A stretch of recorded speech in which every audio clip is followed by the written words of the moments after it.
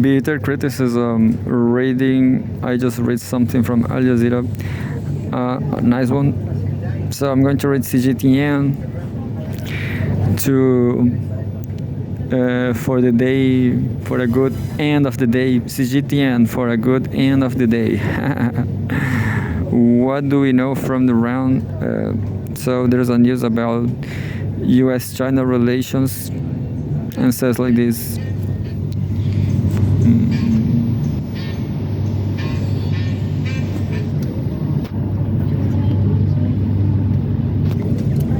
CGTN for the day and in well something. I will hurt myself again.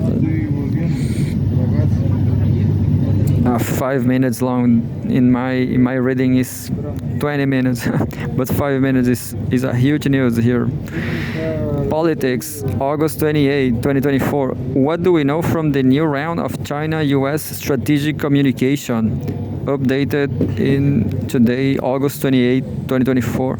CGTN, the director of China's Office of the Central Commission for Foreign Affairs, Wang Yi, and U.S. National Security Advisor Jake Sullivan held a new round of China-U.S. strategic communication in Beijing on Tuesday and Wednesday. The discussions were candid, substantive, and constructive. Well done. Very well done. That's what we hope from America. You know, America is the great villain, according to the Chinese Foreign Ministry. The Wang Yi on the right, a member of the Political Bureau of the CPC Central Committee and director of the Office of the Central Commission for Foreign Affairs. On China-U.S. relations, Wang, also a member of the Political Bureau of the Communist Party of China Central Committee, put forward 5 proposals on finding the right way for the two countries to get along with each other.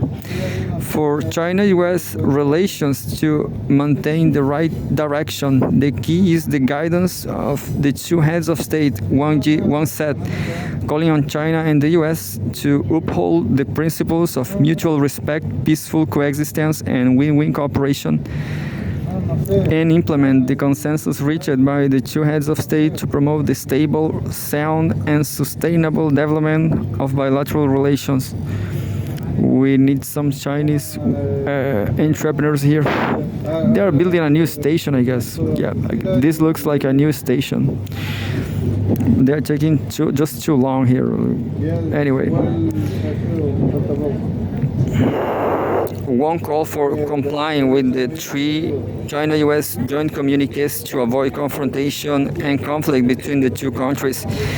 It is imperative to respect China's sovereignty and territorial integrity, respect China's political system and development path, and respect the legitimate development rights of the Chinese people, one said. He urged efforts to uphold mutual equality to carry out smooth China-U.S. interactions. Wang said the key for bilateral relations to maintain steady and long-term development is to consolidate the foundation of public opinion. Efforts must be made to build more bridges and pave more roads for people-to-people exchanges instead of putting up obstacles, he said. He also called for establishing a correct understanding for the two countries to achieve peaceful coexistence.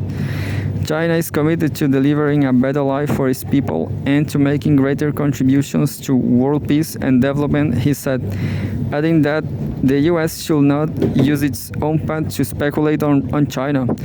For his part, Sullivan said there are differences and competition between the U.S. and China, but there are also many areas where cooperation is needed.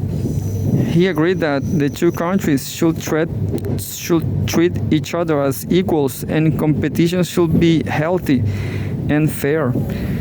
Quote, the United States has no intention of decoupling from China, he said. Who say this? Sullivan. But this is new, you know. Trump started saying that they want to decoupling. Anyway, The US side is willing to continue to maintain strategic communication with China and its mutual understanding and reduce misunderstandings and misjudgments, said Sullivan. On the Taiwan question, South China Sea issue, Wang emphasized that Taiwan is part of China and China will surely be reunified, noting that Taiwan independence is the biggest risk to peace and stability across the Taiwan Straits. Wang urged the U.S. side to act on its commitment of not supporting Taiwan independence, abide by the One China principle, and the three China-U.S. joint communiques stop arming Taiwan and support China's peaceful reunification. Sullivan said the U.S. side adheres to the One China policy and does not support Taiwan independence, two Chinas or one China, one Taiwan. On the South China Sea issue, Wang said China stands firm in safeguarding its territorial sovereignty and maritime rights and inner interests over the South China Sea islands, Nanhai Sudao, and upholds the declaration of the conduct of parties in the South China Sea. The U.S. side should not use bilateral treaties as an excuse to undermine China's sovereignty and territorial integrity and should not support or condone the Philippines' infringements, he said, noting that the security of all countries must be common, comprehensive, cooperative, and sustainable.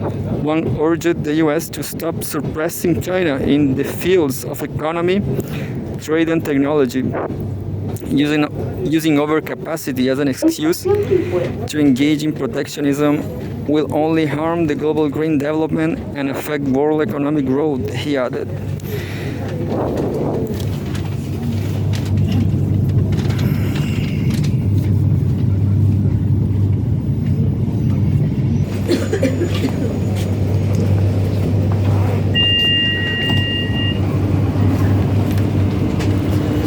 Well, I didn't read all. I'm going to the movies now.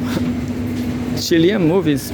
I'm not sure it's Chilean movies, but I guess they are fictions like fictional movies. Start raining.